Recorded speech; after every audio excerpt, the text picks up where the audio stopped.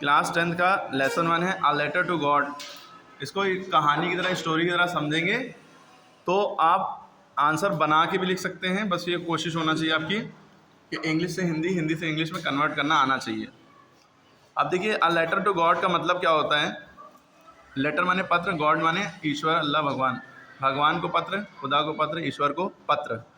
एक पत्र है ना, ए माने एक। अब देखिए, ये जो बात है,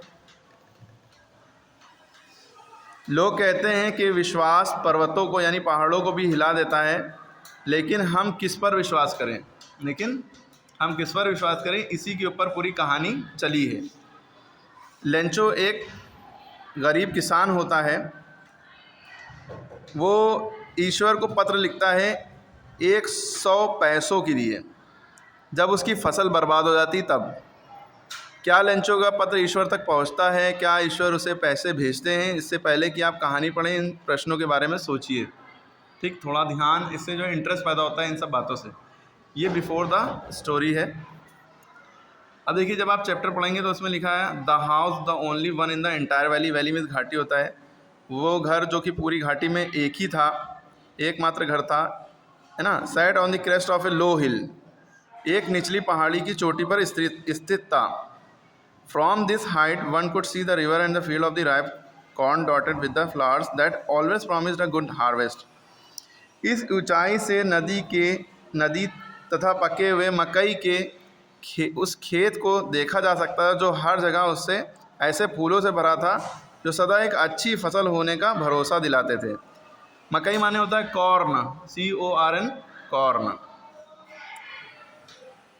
एकमात्र चीज़ जिसकी धरती को ज़रूरत थी वो थी एक भारी वर्षा। मतलब भारी वर्षा मतलब सही से पानी बरस जाए, बहुत ज़्यादा भी ना बरसे, मतलब सही से पानी बरस जाए, सबको, सारी खेती को पानी मिल जाए। तो भारी वर्षा या कम से कम एक बौछार। बौछार मतलब होता है शावरिंग, ठीक है। सुबह से लेंचो जो अपने खेतों को अच्छी तरह से जानता था, उसने उत्तर पूर्व के आकाश को देखने के अतिरिक्त कोई अन्य काम नहीं किया। मतलब वो बस उत्तर पूर्व मतलब होता है नॉर्थ ईस्ट मतलब बादल आ रहे होंगे बारिश के लिए, उधर देखता ही रहा और कोई काम उसने सुबह से नहीं किया। Now we are really going to get some water woman. अच्छा, वुमैन पढ़ते हैं, वुमन होता है। अगर यहाँ भी ई लगा देंगे तो विमेन हो जाएगा। वुमन और विमेन दोनों में फ़र्क है, ठीक है।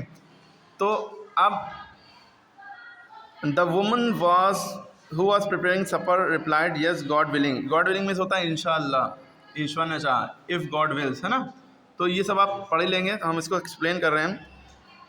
ए औरत, हमें अब सचमुच कुछ पानी मिलने वाला है, लेंचो अपनी वाइफ से कहता है। उस औरत ने जो रात का भोजन तैयार कर रही थी उत्तर दिया, हाँ, यदि ईश्वर की इच्छा हुई, गॉड विलिंग यानी इफ़ गॉड विल्स। बड़े लड़के खेतों में काम कर रहे थे जबकि छोटे लड़के घर के नज़दीक खेल रहे थे। अंत में औरत ने उन सबको बुलाया रात्रि भोजन के लिए, यानी रात के भोजन के लिए आ जाओ। भोजन के दौरान ही, जैसा लेंचो ने पहले ही अनुमान लगाया था, वर्षा की बड़ी बड़ी बूंदें गिरने लगी। पूर्व दिशा में बड़े बड़े पहाड़ जैसे बादल आते हुए दिखाई दिए।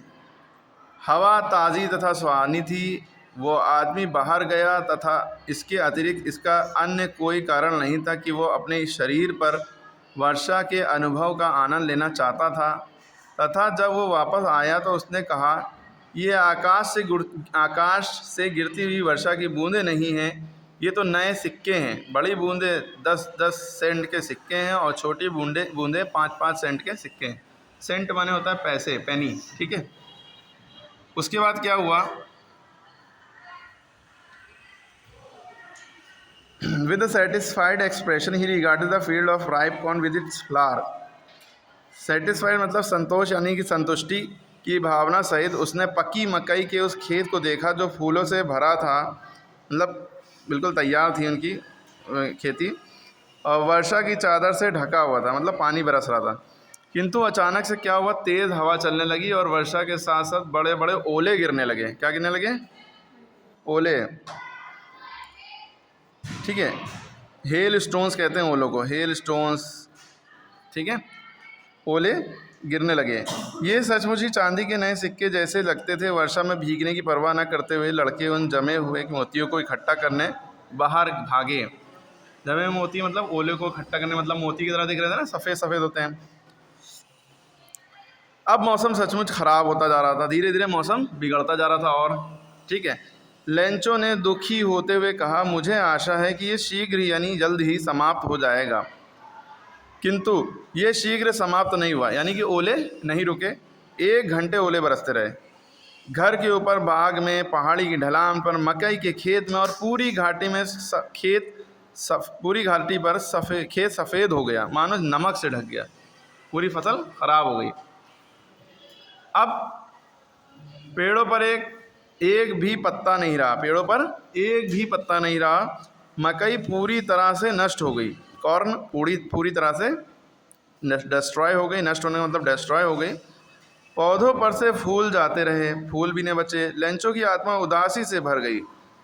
जब तूफान समाप्त हुआ तो वो अपने खेतों के मध्य जा खड़ा हुआ और अपने बेटों से कहने लगा, एक टिड्डी दल भी इससे ज़्यादा शेष छोड़ जाता। मतलब टिड्डी दल जो आता है फसलों को नुकसान करता है, वो इतना नुकसान नहीं पहुंचाता जितना किसने नुकसान पहुंचा दिया, ओलों ने। ओले तो कुछ भी बाकी नहीं छोड़ गए, सब कुछ बर्बाद कर दिया। इस वर्ष हमारे पास कोई अनाज नहीं होगा। ये एक दुख भरी रात थी। हमारा सारा कार्य बेकार गया, सारी मेहनत बेकार गई। यहाँ कोई नहीं है जो हमारी सहायता कर सके। इस वर्ष हम भूखे मर जाएंगे, इस वर्ष हम भूखे मर जाएंगे। इतना दुखी मत हो, यद्यपि ऐसा लगता है कि सब लुट गया है। याद रखो, भूख से कोई नहीं मरता। कहते तो यही है कि भूख से कोई नहीं मरता। पूरी रात रेंचो अपनी एकमात्र आशा के विषय में सोचता रहा, ईश्वर की सहायता के विषय में, जिसकी आंखें जैसा कि उसे सिखाया गया था सब कुछ देखती हैं। मतलब ईश्वर सब कुछ देखता है, वो भी जो मनुष्य के अंतर मन में होता है, यानी कि जो सोच रहा होता है दिल के अंदर होता है, वो भी ईश्वर जानता है। लेंचो बैल की भांति काम करने वाला व्यक्ति था, बहुत ज़्यादा मेहनत करता था। वो खेतों में पशु की तरह काम करता था, परंतु फिर भी उसे लिखना आता था। आगामी रविवार के दिन सुबह होते ही वो एक पत्र लिखने लगा। क्या लिखने लगा? पत्र लिखने लगा, जिसे वो स्वयं यानी खुद नगर ले जाकर डाक में डालना चाहता था, पोस्ट ऑफिस में डालना चाहता था। ये ईश्वर को लिखे गए पत्र के अतिरिक्त कुछ नहीं था। किसको लिखा था? ईश्वर को। उनको यकीन था, उनका ईमान था। इसी को ईमान कहते हैं कि ईश्वर देख रहा है, ईश्वर मदद करेगा, है ना। हालांकि ईश्वर चल के नहीं आएंगे, जरिया बनाएंगे। अभी आगे कहानी में देखते हैं। ठीक, प्रभु, उसने लिखा, यदि आप मेरी सहायता नहीं करेंगे तो मुझे तथा मेरे परिवार को इस वर्ष भूखे रहना होगा। मुझे अपने खेत को फिर से बोने के लिए और फसल आने तक अपना गुजारा चलाने के लिए 100 पैसों की ज़रूरत है, क्योंकि ओलों ने मतलब पूरी खेती को बर्बाद कर दिया है। पूरी कहानी उसने लिखी। ईश्वर को उसने लिफाफे पर ये शब्द लिखे और पत्र को अंदर डाल दिया, और अब भी चिंतित सा नगर की ओर चल दिया। नगर यानी कि शहर, अपने ग्राम की ओर, है ना, की ओर चल दिया, गांव की ओर चल दिया। डाकघर पहुंचकर उसने पत्र पर टिकट लगाया और उसने डाक पेटी में डाल दिया। ठीक है, अब इसके बाद क्या होगा? इसमें क्या होता है, one of the employees who was a postman and also helped the post office went to his boss laughing hardly and showed in the letter to God never in his career as a postman had he known the address. चलिए इसमें आगे पढ़ते हैं क्या। अब कर्मचारियों में से एक व्यक्ति जो एक डाकिया था तथा डाक घर में काम में भी हाथ बटाया करता था, खूब हंसता हुआ अपने अफसर के पास गया और उससे ईश्वर को लिखा गया वो पत्र दिखाया। क्योंकि इन लोग पत्र भी पढ़ते हैं ना। क्या लिखा है? डाकिये के रूप में अपने पूरे कार्यकाल के दौरान उसने ये पता कभी नहीं देखा, सुना था, ना ही देखा, ना ही सुना था। पोस्ट मास्टर जो एक मोटे शरीर वाला आदमी था। इनका कैरेक्टर स्केच आ जाता है, पोस्ट मास्टर का कैरेक्टर स्केच ऑफ लेंचो भी आता है। इसके अंदर लिखना होता है कि कौन था, उनका कैरेक्टर कैसा था, कैसे थे वो, है ना। तो पोस्ट मास्टर एक मोटे शरीर वाला आदमी था, फैट मैन था, ओबीज था, खुशमिजाज एवं मिलनसार व्यक्ति था। खुशमिजाज था, अच्छा व्यक्ति था।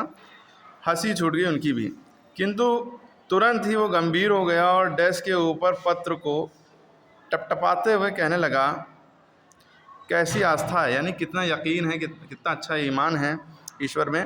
काश मुझे भी उस आदमी जैसी आस्था होती, काश मुझे भी इतना यकीन होता, ईमान होता, जिसने ये पत्र लिखा है। इसने तो ईश्वर के साथ ही पत्र व्यवहार शुरू कर दिया, ईश्वर से ही पत्र व्यवहार शुरू कर दिया, है ना। लेखक का ईश्वर में विश्वास ना डगमगाया है, इसलिए पोस्टमास्टर को एक विचार सूझा, इस पत्र का उत्तर दिया जाना चाहिए। परंतु जब उसने इसे खोला तो स्पष्ट हो गया कि इसका उत्तर देने के लिए उसे सद्भावना, कागज़ और स्याही के अतिरिक्त किसी अन्य चीज़ की भी ज़रूरत थी। परंतु वो अपने निश्चय पर डटा रहा। उसने अपने कर्मचारियों से पैसे मांगे, स्वयं भी उसने अपने वेतन का कुछ भाग दिया तथा उसके अनेक मित्रों ने भी पुण्य के इस काम में कुछ न कुछ योगदान दिया। यानी कि सबने पैसे मिलाए, उसने 100 पैसे मांगे थे। देखें क्या आता है, उसके लिए 100 पैसे इकट्ठे करना असंभव था, इसलिए वो एक किसान को आधे से थोड़ा सा अधिक ही भेज पाया, यानी 70 पैसों भेज पाया था। उसने पैसों को एक लिफाफे में डाला, उस पर लैंचो का पता लिखा, उन पैसों के साथ एक पत्र रख दिया जिस पर केवल एक ही शब्द हस्ताक्षर के रूप में अंकित था, ईश्वर, ताकि उसे यकीन हो जाए कि ये पत्र ईश्वर की तरफ से आया। फिर उसके बाद क्या होता है, आगामी रविवार को आने वाले संडे को लैंचो प्रातः से कुछ पहले ही वहाँ पहुँच गया, सुबह बहुत जल्दी ही पहुँच गया, ये पूछने के लिए कि क्या उसके लिए कोई पत्र आया है। स्वयं डाकिये ने उसे पत्र दिया, डाकिये ने खुद उसे पत्र दिया। जबकि पोस्ट मास्टर अपने दफ्तर में से देख रहा था, एक ऐसे व्यक्ति को संतोष अनुभव करते हुए जिसने कोई अच्छा काम किया हो। लैंचो ने पैसे देखकर तनिक भी हैरानी नहीं दिखाई, ये उसका विश्वास था। ये नहीं हैरान तो ये कह रहे ईश्वर कैसे पत्र भेज सकते हैं, तो उसने कोई हैरानी नहीं दिखाई, बस ले लिया, क्योंकि उसको यकीन था कि जवाब ज़रूर आएगा, भले ईश्वर खुद दें या किसी के ज़रिए दिलवाएं ना। किंतु जब उसने पैसे गिने वो क्रोधित हो गया, गुस्सा हो गया। ईश्वर गलती नहीं कर सकता, उसको ये पता था। तो अब क्या हुआ, और ना ही वो लैंचो को वो देने से इनकार कर सकता है ईश्वर, जिसकी उसने प्रार्थना की थी, है ना। पैसे कम थे ना, उसने ज़्यादा मांगे थे, पैसे कम थे। अब देखिए आगे क्या होता है, लैंचो तुरंत कागज़ और स्याही मांगने के लिए खिड़की पर गया। जनसाधारण के लिए रखी चिट्ठी पत्र लिखने की मेज़ पर रखकर उसने लिखना शुरू किया, अपने माथे पर बहुत सारी झुर्रियाँ बनाते हुए, जो उस यत्न के कारण बन रही थी, जो उसे अपने विचारों को व्यक्त करने के लिए करना पड़ रहा था, लिखना प्रारंभ किया।